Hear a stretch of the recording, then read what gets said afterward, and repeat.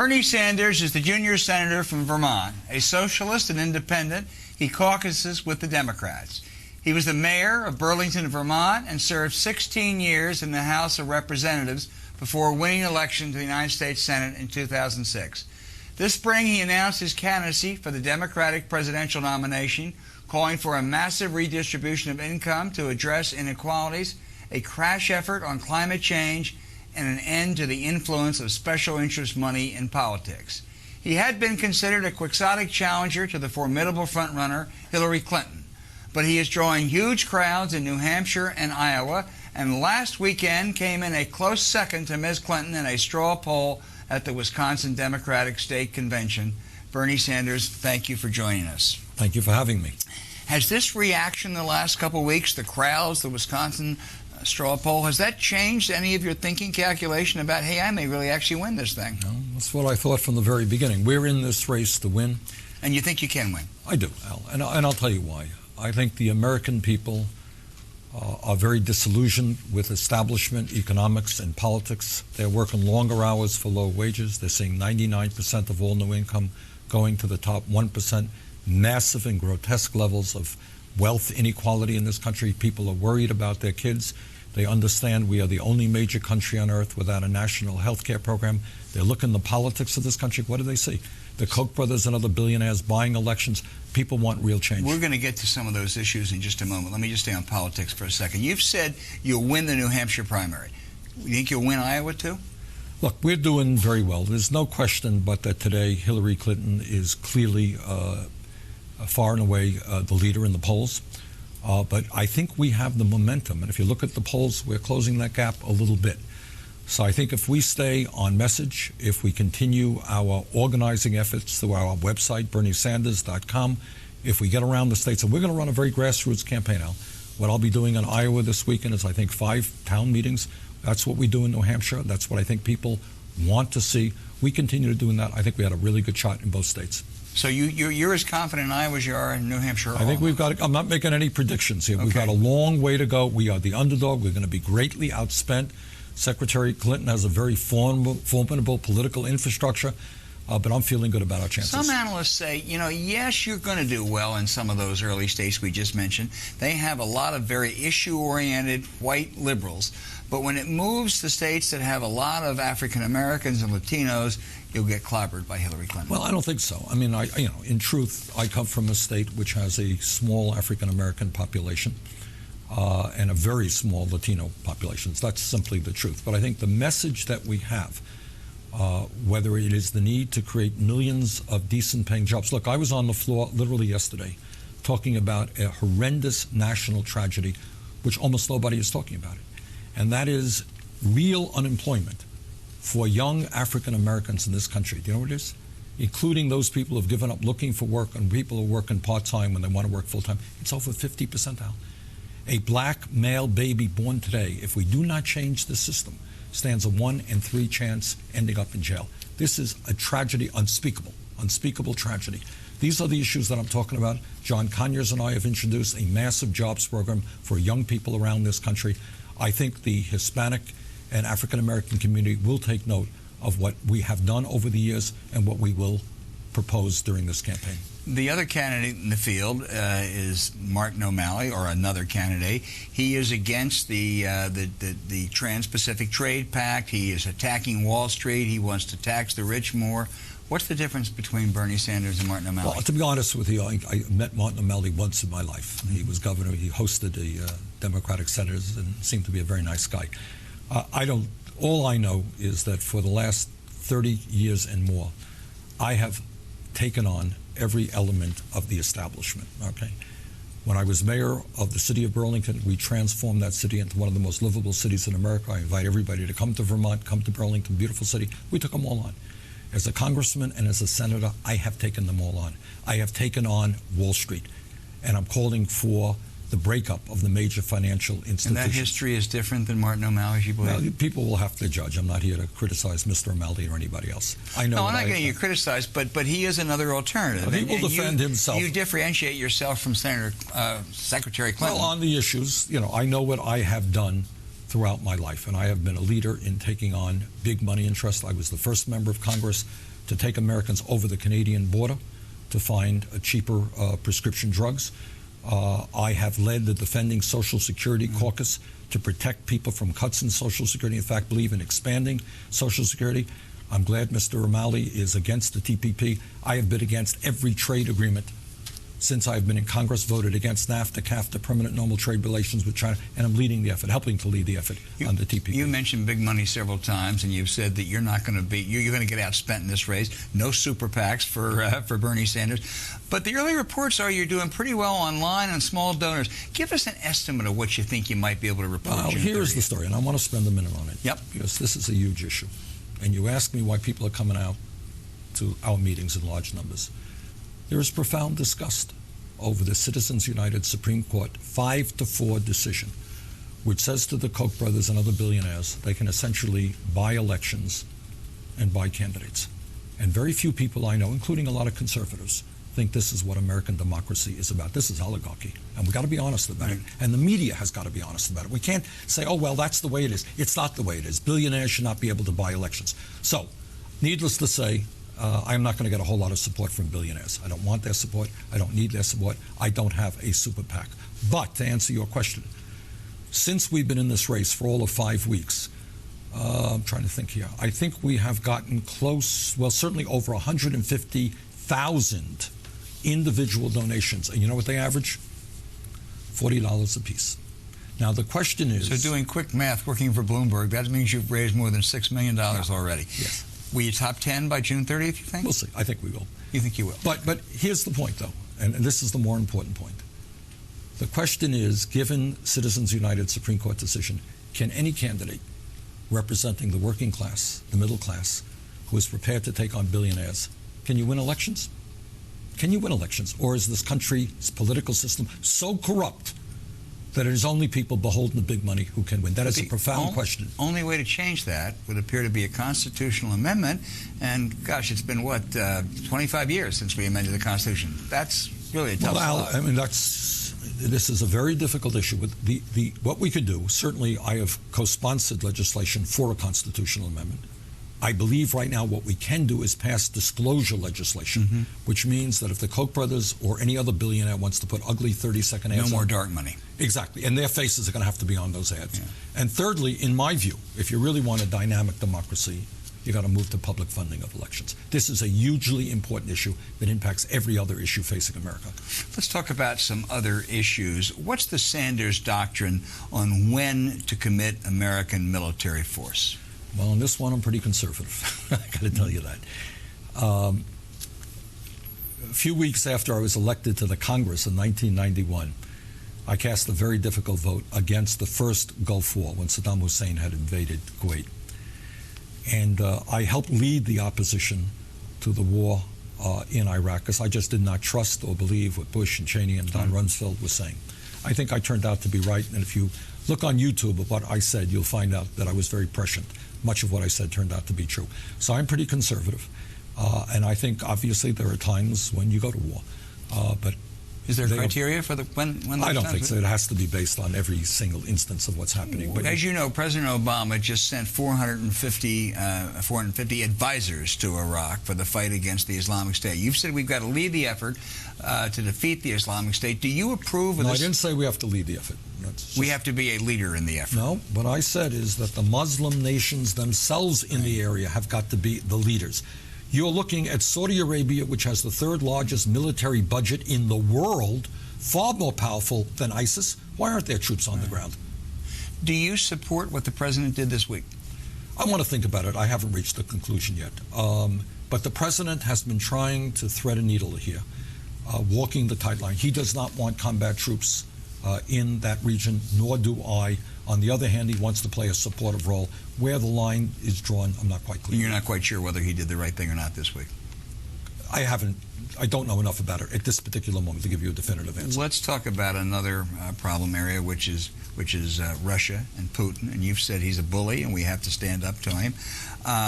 But since he's intervened in Ukraine, we've enacted tough sanctions. They don't seem to have had any effect. Is there a time when you would escalate the actions against Putin if he were to say go? Well, I'm asking if he went into Moldova, if he went into Georgia, what would we do? I would hope.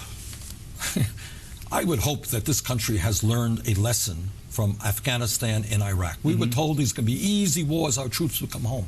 Wars have consequences that you cannot predict. So, going to war against Russia, no, you're going to do everything that you possibly can to prevent that. I support what the president is trying to do in Iran. I get a little bit nervous, I must tell you, Al, when I hear some of my Republican colleagues talking about, sending troops here, sending troops there. There comes a time when you learn a lesson that war is a last resort. What happened in Iraq is a total disaster, unintended consequences, massive destabilization. So the idea of even talking about going to war against Russia makes me very, very nervous. Or sending any kind of military assistance to those other countries. You'll take it case by case. But, this talk about war is very dangerous. I don't like that. We'll stop talking about war then. Let's talk about climate change. Let's talk about going to war, reversing climate change. Right. That's a war I support. Pope Francis is going to issue a sweeping doctrine on climate change as a moral issue a week from today. It's an issue that's stalled in America, basically, and certainly legislatively. Do you think that the Pope's declaration will have any impact? I think I've talked more about the Pope on the floor of the Senate and in my Facebook, sanders.senate.gov, than any other member of Congress. I think this Pope is doing an extraordinary job. You think my views are progressive on economic issues? I don't come anywhere close to where the Pope is. He's a real socialist. Oh, he is? Yeah. He is. In terms of understanding the power of money, the vulgarity of money, where working people and poor people all over the world, he used the word dispossessed, pushed aside. So I'm a great fan of this Pope, and I'm very proud and glad that he's speaking out on climate change. He's right. This is a moral issue. We're not stalled. Al, let's not be nice guys. There's nothing to use the word stalled. We're not stalled. You got the Koch brothers and Big Energy are telling the Republican Party that if they come out and recognize the reality of climate change, if they attempt to do something about it, they're not going to get campaign funds. That's what it's about. Let's be honest about it. So you have the embarrassing situation of a major political party controls the House and the Senate, is rejecting what the overwhelming majority of scientists are saying, what the Pope is saying, what virtually everybody is saying. And Republicans say, well, we don't know if climate change is real. It is real. It is already causing devastating problems. We have got to lead the world in transforming our energy system, whether the Koch brothers like it or not. What do your instincts tell you that the impact, if any, of the Pope's declaration next week might be? I think it's very positive. I mean, certainly among, the hundreds of millions of people around the world who are Catholics, but he has a stature, as one of the great important religious figures in the world. And I think that will resonate. And I think what's equally important is that young people in this country are saying to the Republicans, what are you, nuts? Of course climate change is real, and of course we've got to transform our energy system away from fossil fuel to sustainable energy and energy efficiency. On economics, you call for a massive redistribution of income from the very wealthy who made out very well in recent years to the middle class. And it would be done, as I read your website and others in your speeches, chiefly through the tax code. You want to close a lot of loopholes, such as that allows people to evade taxes by going to Cayman Islands. But how about rates? What would you raise the top rate to? It's 39.6 now. Would you go over 50? Well, I promise you, Al, that I don't like to give policy off the top of my head. We are working right now on a comprehensive tax package, which I suspect will, for the top marginal rates, go over 50%. But here's the story. You talk about correctly my desire to see redistribution of wealth. And you know why I believe that's important? Because in the last 30 years, there has been a massive, we're talking about many trillions of dollars, being redistributed from the middle class to the top 0.1%. And I think at a time when the middle class is disappearing, when you have millions of families who have virtually nothing in the bank, they don't know how they're going to retire. You have people working for $8 an hour. I say, yeah, it is time to redistribute money back to the working families of this country from the top 0.1%, and tax policy is one of the ways we do that. You're working on a tax plan now, you just said, but what are your instincts about the corporate tax rate? That's 35%. You want a top rate. You want to eliminate loopholes, I know. Yeah. Should that rate also be increased? Yes. Yeah. If you look at the collective percentage of revenue coming in from corporations today, it is significantly lower than it was back in the 1950s. I think it's about 10% today. Was much, much higher in the And past. that can't be changed just by eliminating loopholes. It Correct. has to be. Loopholes are very important. But the rate has to be increased also. I believe it does, yes. You've spoken today several times about the billionaire class and the influence that they have, and some of the, in your view, the insidious influence they have. Are there good billionaires? George Soros, Tom Steyer, Warren Buffett? Do you think they're... This is not a personal statement. Of course, I'm sure that there are good, decent human beings who happen to have a whole lot of money. This is not an attack on the individual. It is an attack on a system which allows today a proliferation of millionaires and billionaires while the middle class is becoming poorer and poorer, and which allows the billionaires to play a very ugly role in our campaign finance system, such that they are now being able to buy elections. So somebody says to me, aren't there liberal billionaires? There are. But you know what? I don't think any billionaires, liberal, conservative, moderate, should be the dominating force in a political campaign. I come from a small state, Vermont. We have town meetings. You know what town meetings are about? One person, one vote. You raise your hand on the school budget. That's my understanding of democracy. One person, one vote, not billionaires, no matter what their politics, buying elections. You also would like to increase the size and clout of labor unions in America. What's the best way to do that?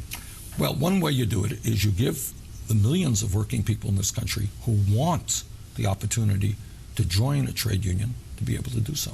And right now, employers are using many tricks to prevent that from happening. So I believe in and supported legislation called the card checkoff legislation, which says that if 50% plus one in an agency, a bargaining agency, sign a card saying they want to belong to a union, they should belong to a union. This is policy actually we had in the United States. It exists in other countries. I think if we give workers a chance, they will join unions. Would you repeal the right-to-work section of Taft-Hartley? I suspect that I would. You were opposed to the ban on semi-automatic weapons when you first ran? No. In your 90 campaign? No. You I was opposed to the Brady Bill. Well, you opposed the Brady Bill, but I thought you opposed Peter Smith's support for the ban on semi-automatic weapons too. No. But you did vote against the Brady Bill, and you voted against making gun makers liable, giving them liability for actions. Why are you different than most liberals on the issue of guns? Well, I come from a state. Do you know how much gun control there is in the state of Vermont? How much? None. Mm-hmm. And thank God we also have one of the lower crime rates in America. That's the state that I represent. But I think the people of Vermont, and so I voted to ban certain types of assault weapons. I did. And in fact, you know what grade I received from the NRA? I think it was D-. That's my lifetime voting record. So to make me out as you're not a pro-gun zealot. No, I'm not.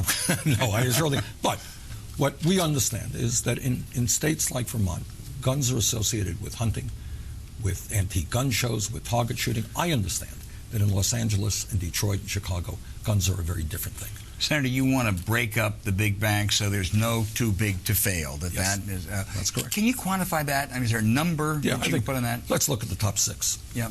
Of the top six, they have assets today of somewhere around $10 trillion. It's about 60% of the GDP, of the equivalent to 60% of the GDP of America. They issue a huge amount of the credit cards in this country and the mortgages in this country. And I think, very simply, that if a bank is too big to fail, it is too big to exist. Is there a number we can put on that, their assets or their... Well, I don't know that I have an exact number in my head, but certainly among the major six, yeah, I would break them up. Absolutely. They'll all be and by the way, you know, Al, if Teddy Roosevelt were alive today, I think he would be doing exactly the same thing. Not a very radical idea. You've raised questions about Hillary Clinton and banks and Wall Street, but doesn't most of that date back to when her husband was president and she wasn't an elected official? Is there anything she has done more recently that makes you worry that she's a captive of Wall Street? Well, let me just say this. I've known Hillary Clinton for 25 years, and I have a lot of respect for her, and I intend to run this campaign not through personal attacks, but on issues. And Hillary Clinton and I disagree on a number of issues. Right? The issue that is forefront right now, in the forefront, is this Trans-Pacific Partnership. I have helped lead the effort against that. I have been in opposition to all of these terrible trade agreements that have cost us millions of jobs. Al, I frankly don't understand how you could be a major candidate for President of the United States, Hillary Clinton or anybody else, and not have an opinion on that issue. You could be for it, you could be against it. Well, let me tell you, you and Martin O'Malley and Hillary Clinton appeared before the AFSCME Executive Board this past week, yes, I believe, right. and they asked I think separately, yes. They asked all of you about it, and I am told by very reliable sources that what Hillary Clinton responded was, we don't know what's in the TPP yet. We don't know the details, so I can't take a position until I know what the details are. Well, Isn't first that of reasonable? all, there's some truth to that, and that talks to the reason why you should vote against it. If a major bill, which deals with 40% of the world's economy, is coming before the United States Congress, and members of Congress don't know what's in it, do you think it might be a good reason to vote against it? Well, but it's not up yet. I mean, you actually voted on fast track. You didn't vote on the TPP. Well, fast track is the key vote, because if fast track gets passed, TPP will get passed. But her explanation to ask me doesn't cut it with you? No, of course it doesn't. Is it a cop-out in your view? Yes, it is. Yeah. Yeah, it is. Look, you could be for it. The president is making a terrible mistake. He is for it. Elizabeth Warren, Sherrod Brown, myself, the majority of the Democrats are against it. Every union in the country is against it. Most of the environmental groups are against it. All right, I can respect, if Hillary Clinton wants to come out for it, come out for it. If you're against it, come out against it. But I think this is an issue you got to speak out on.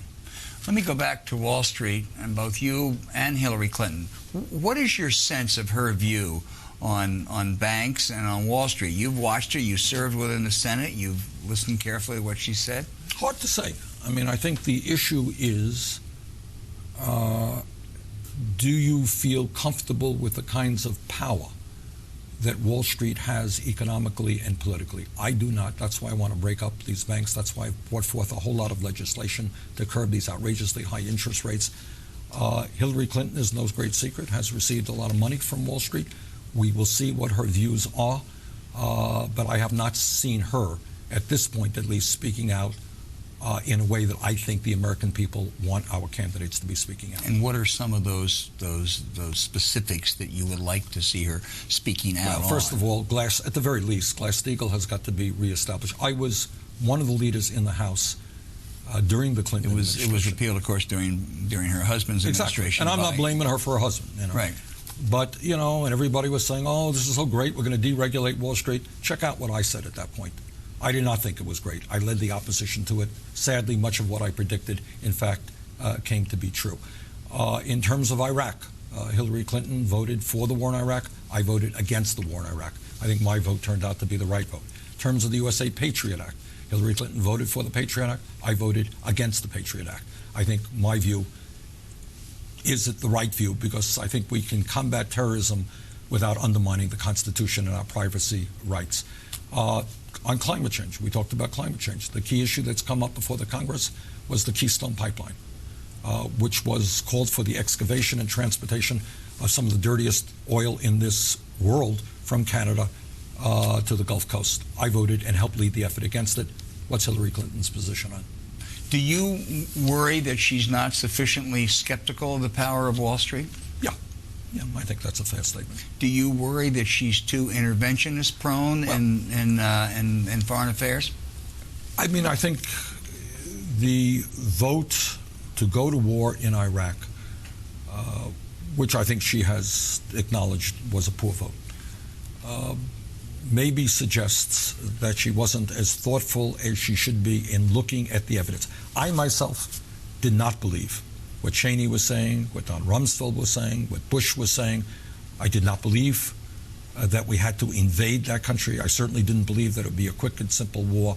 She came to a different conclusion. Were you surprised that Don Rumsfeld said the other day that maybe we shouldn't have occupied Iraq?